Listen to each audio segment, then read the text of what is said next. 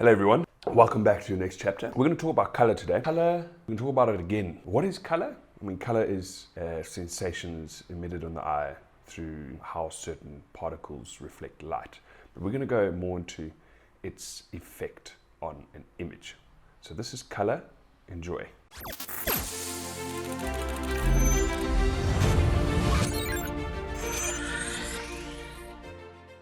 Now the thing with color that we've got to understand is that it has various effects on an image. One of them is that certain colors emit certain emotions.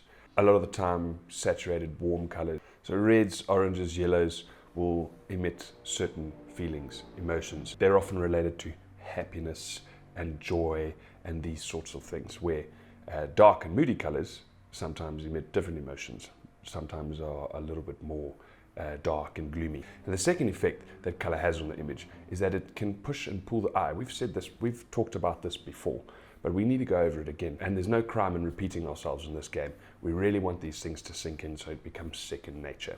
So the first thing we're going to talk about is pushing and pulling the eye with colors. We must think of colors as a landscape. Quite literally, if we were to cut a landscape in half, you would have peaks and valleys. Now, colors will emit a certain landscape on your image. Peaks being brighter, more saturated colors. These colors will jump towards the viewer, out of the frame. These are areas that we're drawn to. And dark colors will sink away from the viewer. These are the valleys. And now that we've understood that certain colors sink away and certain colors come towards, you're obviously going to look at the colors more or be drawn to the colors that come towards you. They're coming closer. They hold more visual mass.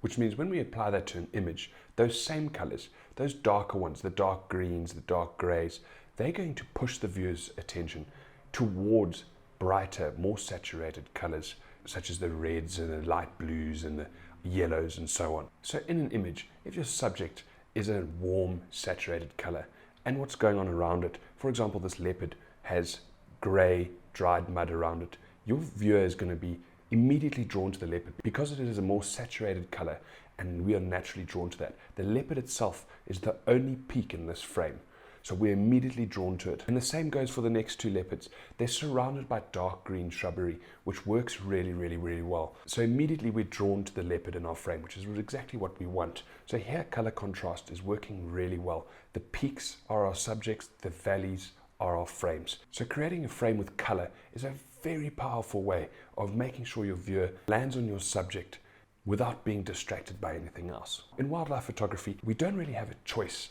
in what's going on around us. We have to make do with what we have, but we can also manipulate those colors in post-processing through very simple methods. You can desaturate what might be light greens around your subject and make them darker so you get drawn onto your subject a little bit quicker.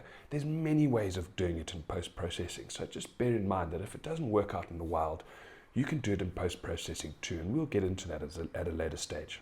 So when it comes to storytelling with an image, we really do have to concentrate on what the colors are trying to tell us. And remember, as before, it's not always about color. These guidelines that we mention are applied to certain images, not every image, never to any image. There's very few rules in this game, apart from back button focus.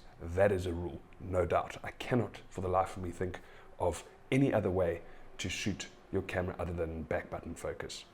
So when we talk about color, it doesn't mean that your subject always has to be a saturated warm color or even a saturated light blue or light green color. You can have a beautiful image of an elephant, which is gray, but it contrasts heavily with its background. So the same thing kind of applies. It's using contrast to draw the viewer's attention. But when we're on the subject of color, we're going to talk about how certain colors, if your subject is a color, not a gray or a black, how that color will help your viewer find that animal. So when it comes to storytelling and you want your viewer to go from one place in the frame to another, using color is very important to make sure the viewer lands exactly where they're supposed to. Now again, we don't always want that. There are exceptions. Sometimes we want our viewer to be drawn into the image, to search the image, to not land immediately on the subject. For example, when you have adjacent colors in an image, maybe those colors dominate the image. All the colors are quite similar. Nothing is heavily contrasting with anything. You mustn't think that that could be a bad image. That might be the photographer's intention to exhibit the essence of an animal. The best example of this might be lions and leopard. Lions are incredibly good at hiding in the long grass. So this image is exactly that. It exhibits the essence of lines and how they hide in the grass. They don't contrast against their background in any way, especially not through color. They're actually quite hard to find. There's no leading lines that point us to them. But that's exactly what I was trying to do, is show how lions hide in the grass. And that is the story. So it works. And another one with this leopard. Leopards are designed to hide. So not every image of a leopard should be perfectly contrasted on its background, sitting on a rock with blue skies behind it. That is a rare sight for a leopard. Most of the time, they're in thick bush. So this image of a leopard, although the leopard is quite hard to see at first, it's not contrasting with anything around it. It exhibits a leopard and its habitat. This is the essence of a leopard. That is what I was trying to do. So there's always exceptions. Your subject doesn't always have to contrast, but it is a guideline worth considering. Your subject's color and your background color will determine how fast and how effectively your viewer finds your subject, if that is what you intend. Now we're going to look at storytelling on another aspect. We're going to look at it from the point of view that colors emit certain emotions, and sometimes we need those colors to conform with what our subject is actually doing. What I mean by that is dark grays, gloomy colors usually have a dark and gloomy effect on us. That's the way we react to these colors. It's not strong, mostly in the subconscious actually. We don't even notice it's happening. And warm and light colors have a more happier, pleasant effect on us. Like I said, it's very minor, but when all these little details add up to the end result, they make a big difference.